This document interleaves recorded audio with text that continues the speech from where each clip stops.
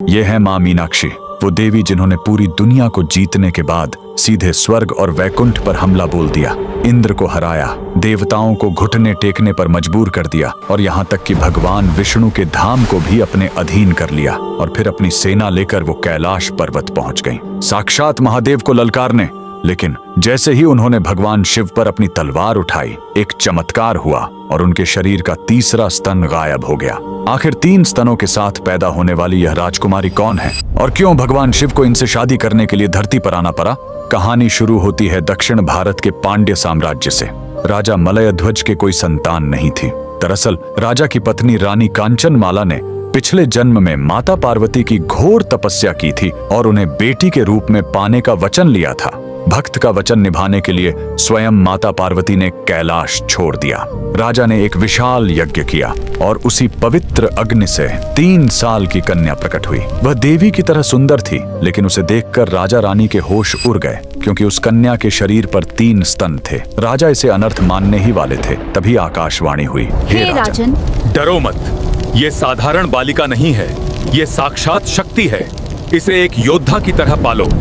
जिस दिन ये अपने होने वाले पति को देख लेगी, इसका तीसरा स्तन अपने आप गायब हो जाएगा। राजा ने उसे बेटों की तरह पाला और उसका नाम रखा मीनाक्षी। पिता की मृत्यु के बाद मीनाक्षी गद्दी पर बैठी। उन्होंने विश्व विजय की यात्रा शुरू की। जो भी राजा सामने आया वो मीनाक्षी की तलवार के आगे टिक नहीं पाया। धरती जीतने के बाद उन्होंने स्वर्ग पर चढ़ाई की और देवराज इंद्र को भी हरा दिया। उनकी भूख यहीं शांत नहीं हुई। वो अपनी सेना लेकर भगवान विष्णु के धाम वैकुंठ पहुंच गईं। वहां भी उनकी शक्ति के आगे कोई नहीं टिक पाया। अब उनके अहंकार की कोई सीमा नहीं थी। उन्होंने सोचा, अब मैं कैलाश को भी जीतकर शिव को अपने अधीन करूंगी। अपनी विशाल सेना लेकर मीनाक्षी कैलाश पर्वत जा पहुंची। नंदी और शिवगणों को हराते हुए वो सीधे महादेव के सामने खड़ी हो गईं। मीनाक्षी ने जैसे ही शिवजी पर वार करने के लिए अपनी नजर उठाई, उनकी नजरें महादेव की शांत आंखों से मिली और उसी पल मीनाक्षी का तीसरा स्तन गायब हो गया। उनके हाथ से तलवार छूट गई और वो युद्ध के मैदान में ही शर्म से झुक गईं।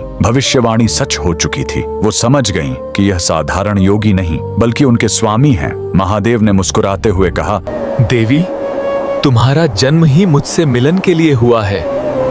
मैं जल्द ही मधुरै आऊंगा। इसके बाद धरती का सबसे भव्य विवाह हुआ। भगवान शिव सुंदरेश्वर बनकर मधुरै आए। स्वयं भगवान विष्णु जो मीनाक्षी के भाई बनकर कन्यादान किया।